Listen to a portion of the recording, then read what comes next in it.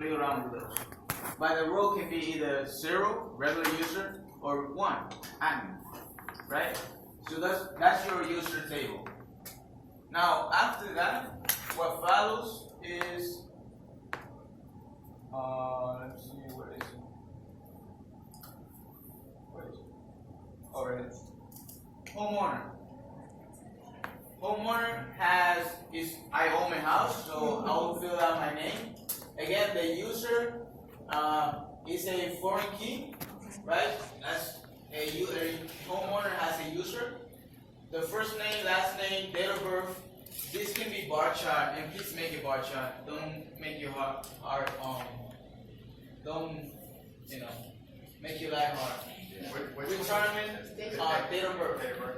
Because you can take a date format and parse it into util date, right? Yeah. That's much easier.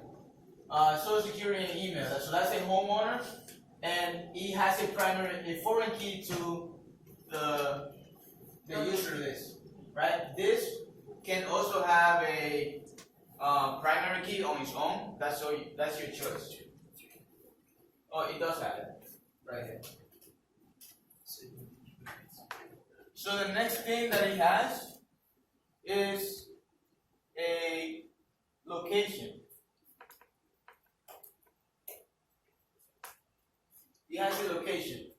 So a location has a location ID, user ID, then the resident type, the address. It has the address too is optional, so that will be accept no values.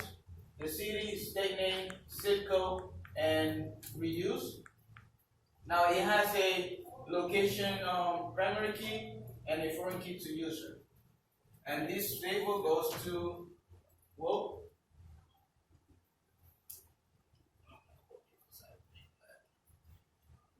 Sorry, it goes to property. A property which contains the location ID, and those variables, I choose the calculation that you see in the documentation. That's where it goes. The path, whatever, all of that stuff, and location foreign key, which is this one. Now after that, we have a quote and a policy. We have a quote and a policy, so the policy gets generated first. That's also the calculation that are coming from the documentation.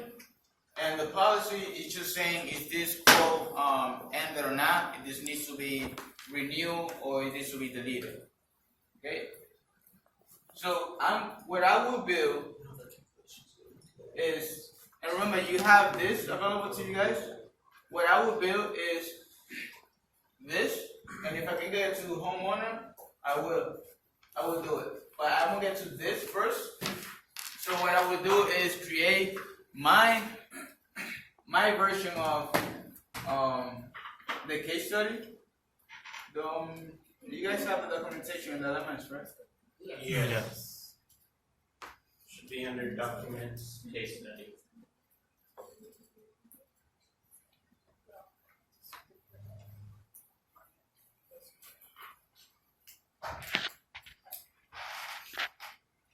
Which one is? One shows you the requirements, one shows you how the website looks. Yeah, one no. No.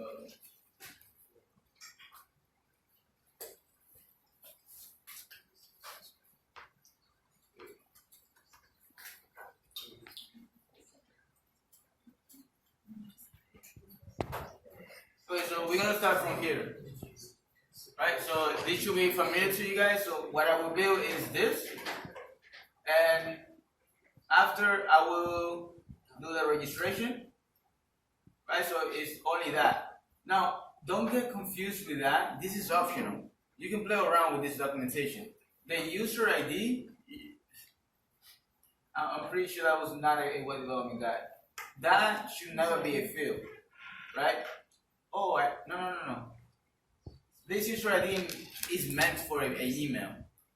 Yeah, so email. So don't get confused with these two fields, password and confirm password. What you need to do is save only one to the database and before you save it, you need to make sure that they both match. If they both match, that means that the user really meant this password. Otherwise, don't save it. Okay? And you only save one, as I said. Now, that's where I'm gonna stop. I'm gonna stop at login, registration, and upon successful either of the pages, they should go to the get started, which is get quote and retrieve quote. Right? So I'm gonna stop there. But in addition to that, I'm gonna build, so that's our servlet technology, regular servlet technology. In addition to that, I'm gonna build the Sprint MVC functionality that once I log in, it will redirect me to the here. No. Keep going. Admins further on. Gosh. There you go. There you go.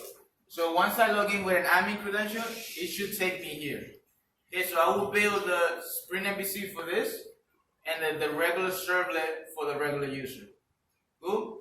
After that is worker reference. Everything you do after that stays the same. Different names, different parameters, different tables. Worker reference. Cool? So I will expect complete case study after this. So the steps. My recommendation, and I hope you guys read it, is to create a dynamic application.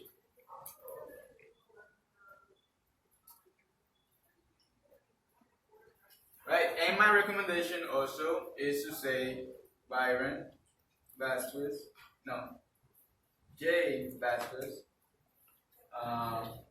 underscore home insurance case studies. Right? Because a lot of you, I think, are doing the home insurance. I think we're all Right. Alright. And what about if you guys name a home insurance case study? I'm pretty sure I know who that is. Okay? So, please name it with your name and then case study. And you should always generate the web XML. There you go.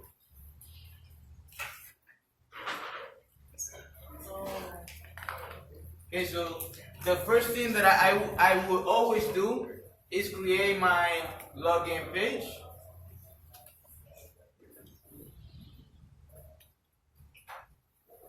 So login.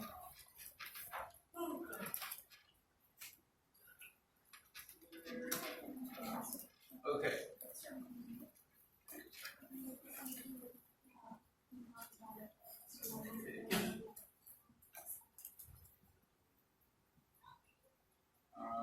Is that like the webcam page or? The JSPs actually work. So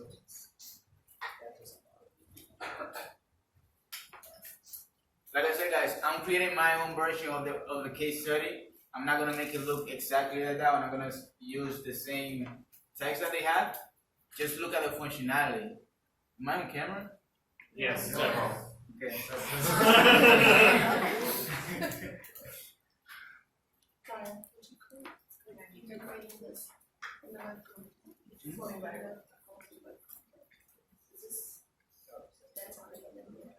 what do you mean?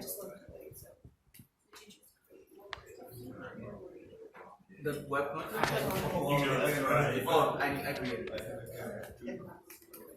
JSP page. Okay, so what was that? Okay, so login, create a form. So for the login, what do I need? Username, Password. Right? Username, password. The username is the what? The email. So I will create a input.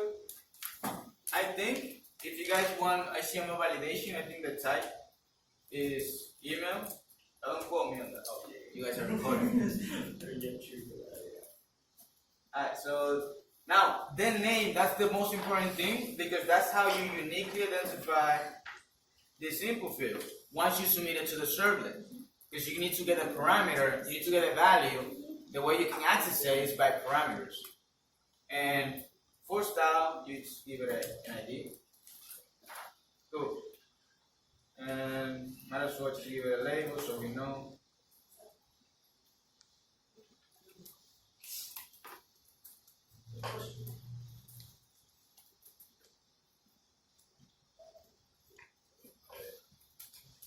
Okay, so the next thing will be password.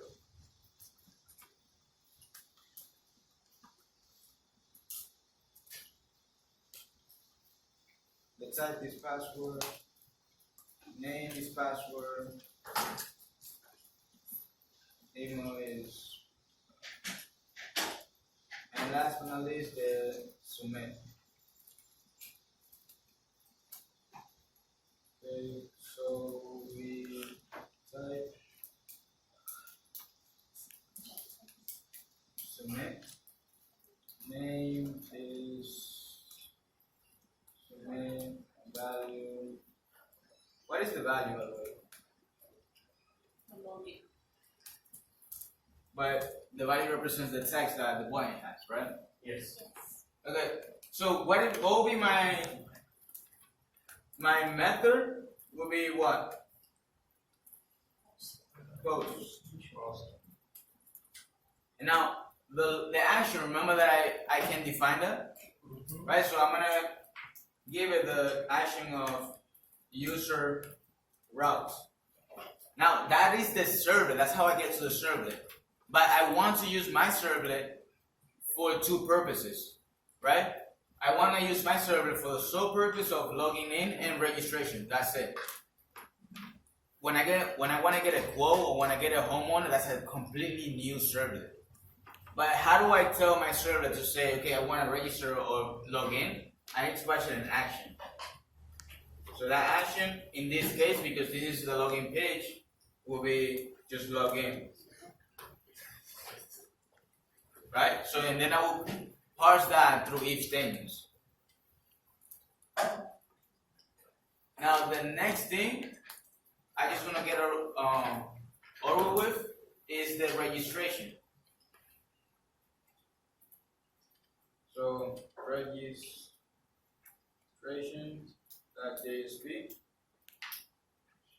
Finish. Let me check my email. No.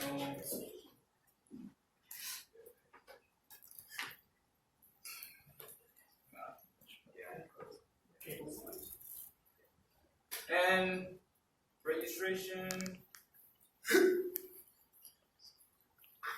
And essentially, it will be the same thing, but just with different text, right? So the form here.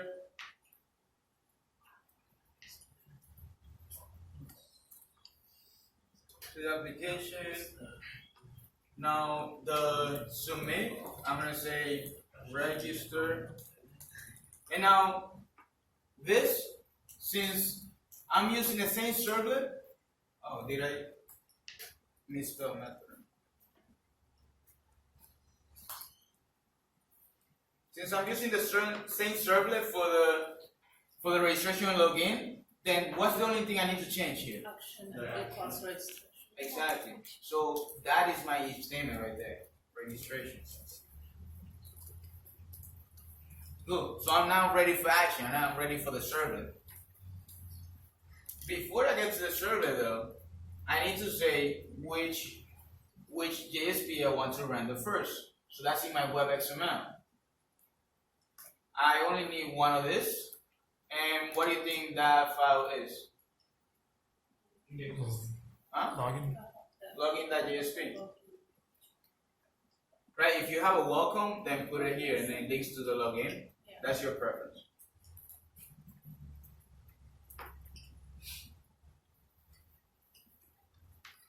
Cool?